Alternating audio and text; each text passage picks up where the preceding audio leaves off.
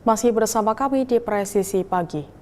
Presiden Joko Widodo melepas kontingen Indonesia untuk Olimpiade Paris 2024 di Istana Kepresidenan Jakarta. Sebanyak 29 atlet terbaik tanah air akan mengikuti ajang olahraga 4 tahunan dunia pada 26 Juli hingga 11 Agustus 2024. Presiden meminta para atlet untuk optimistis dengan persiapan yang baik meskipun persaingan level Olimpiade sangat ketat.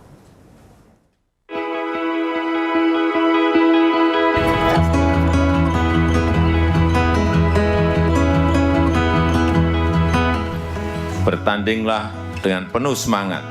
Rakyat menginginkan bendera merah putih dikibarkan di arena Olimpiade.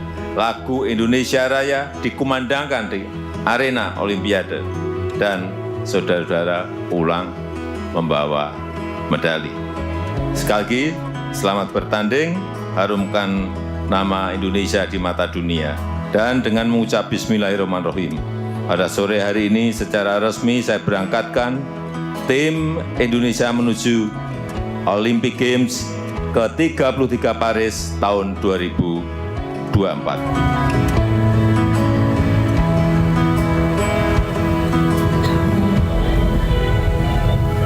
Harapannya untuk pribadi ya pastinya bisa mendapatkan medali untuk Indonesia, dan saya harap juga di Olimpiade kali ini tim Indonesia bisa meraih medali jauh lebih banyak lagi dari Olimpiade.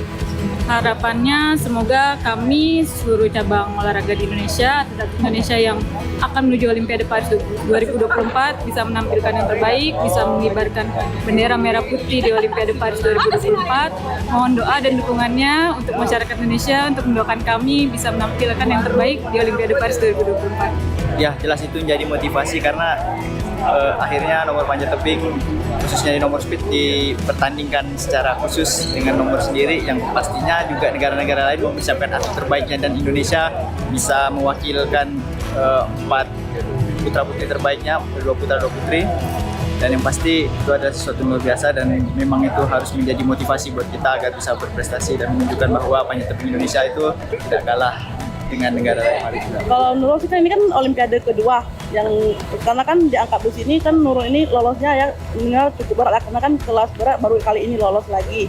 Jadi ya lebih baik dari Olimpiade sebelumnya sih kalau Nurul pribadi sih.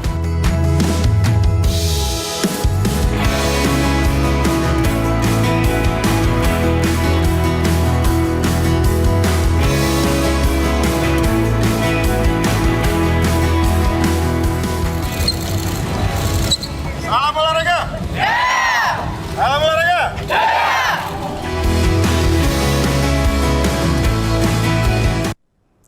Wakil Presiden Ma'ruf Amin memberikan kuliah umum kepada peserta program pendidikan reguler Angkatan 66 dan 67 Lemhanas di Istana Wakil Presiden Jakarta.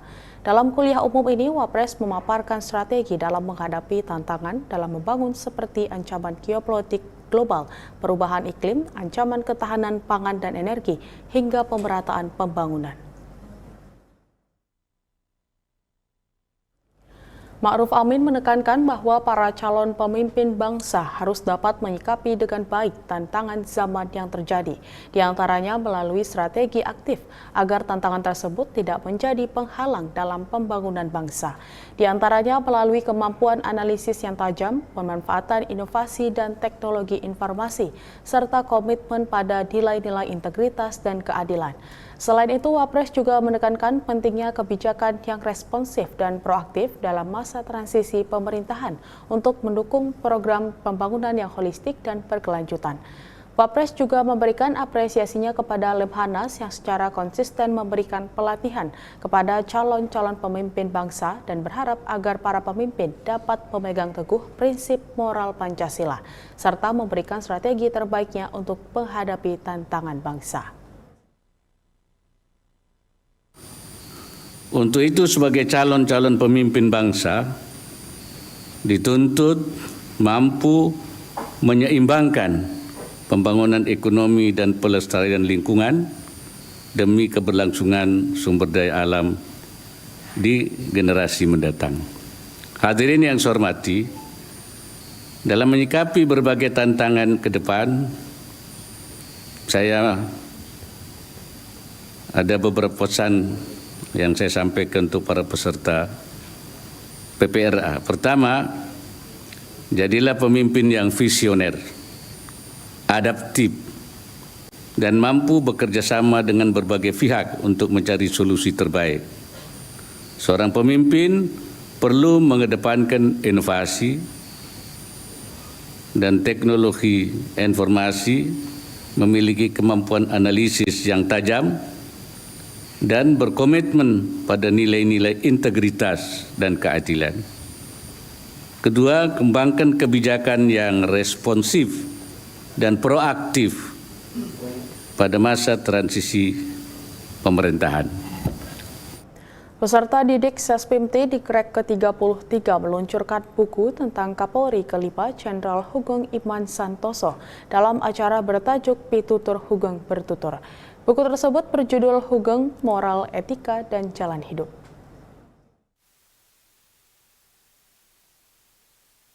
Peluncuran buku itu digelar di Gedung Balai Budaya Menteng, Jakarta Pusat, Rabu 10 Juli 2024. Hadir dalam kegiatan tersebut Kasespim Polri Irjen Krisnanda Dwi Laksana.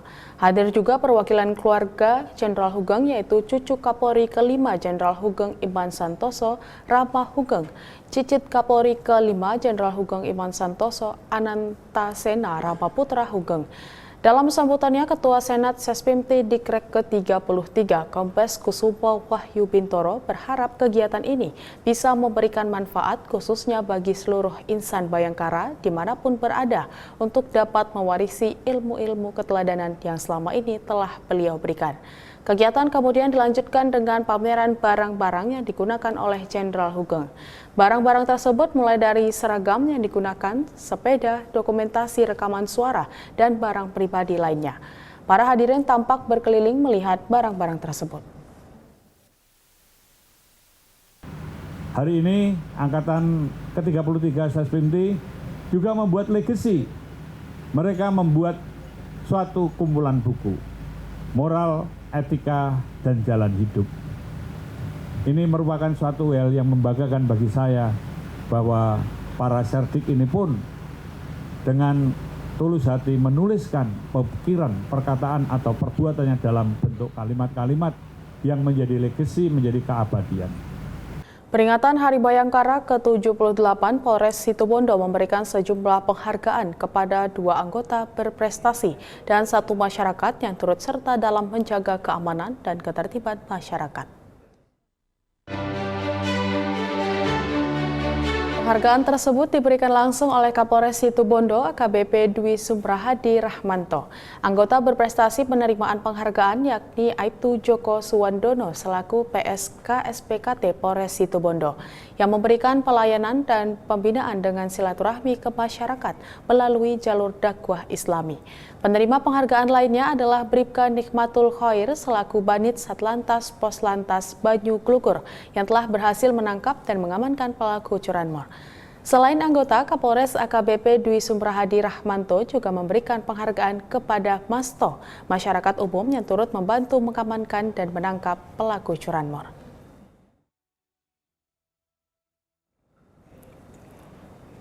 Direktorat Lalu Lintas Polda Bangka Belitung menggelar latihan praoperasi Patuh Menumping 2024 di Gedung Satuan PJR Ditlantas Polda pada Rabu lalu.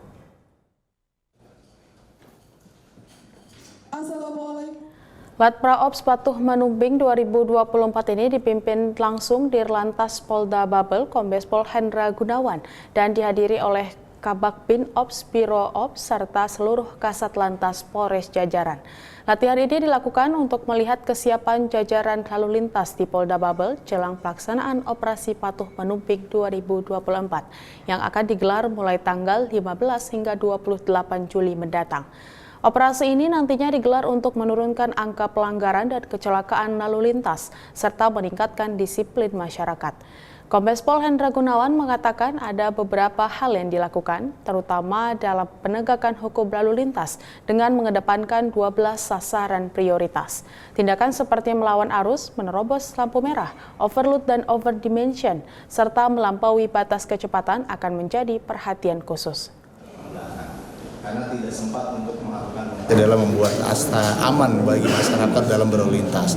Itu adalah goalsnya, tujuan utamanya. Namun demikian upaya untuk melaksanakan itu tentunya dengan bagaimana masyarakat menjadi tertib dalam berlalu lintas, taat terhadap undang-undang lalu lintas. Tentunya supaya masyarakat ini menjadi taat terhadap aturan, tentunya ada beberapa hal yang dilakukan.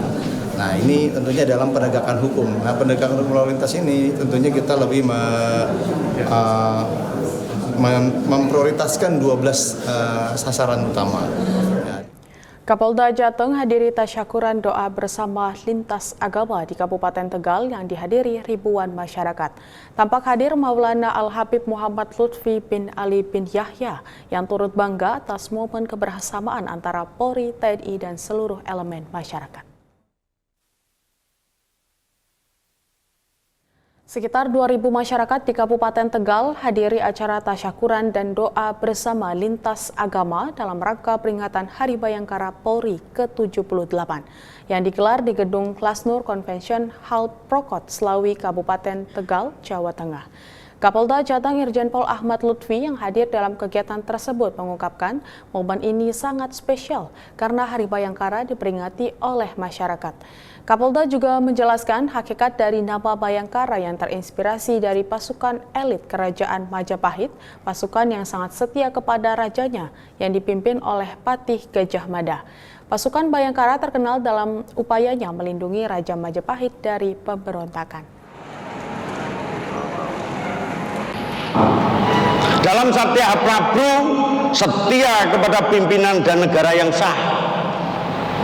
Polri adalah kesatuan yang tidak pernah berkhianat dan mengkhianati institusi negara dan Presiden Republik Indonesia. Sehingga kebijakan Bapak Kapolri adalah ikut serta dalam rangka melakukan pembangunan nasional secara terus-menerus. Satya Prabu sebagai landasan hidup. Dan itu nilai-nilai yang ditanamkan oleh namanya Patih Gajah Mada saat itu. Yang kedua, hanyakan musuh. Jadi mengenyahkan musuh-musuh negara. Kalau dalam hal Kamtipmas kita adalah dalam rangka crime clearance, crime total. Kalau bahasanya alim ulama adalah amar ma'ruf nahi anil mungkar. Jadi tugasnya Pak Yai, ulangi Pak Muhammad Syafi'i dengan kami sama Pak. Jadi amal ma'ruf nahi anil mungkar. Kemudian yang ketiga, Giniung Pratidina bertekad dalam rangka mempertahankan negara, itu sudah kewajiban. Dan yang terakhir adalah tansa tresna, tidak terikat adanya suatu tresna. Polri itu dalam menjalankan tugas tidak mengharapkan sesuatu, sehingga di topi anggota Polda kita, anggota kepolisian negara kita ada namanya Rastra Sewa Kotama. Rastra Sewa Kotama itu adalah abdi utama daripada nusa dan bangsa. Polisi ku abdi, Pak. Tetaplah bersama kami, Presisi Pagi akan segera kembali.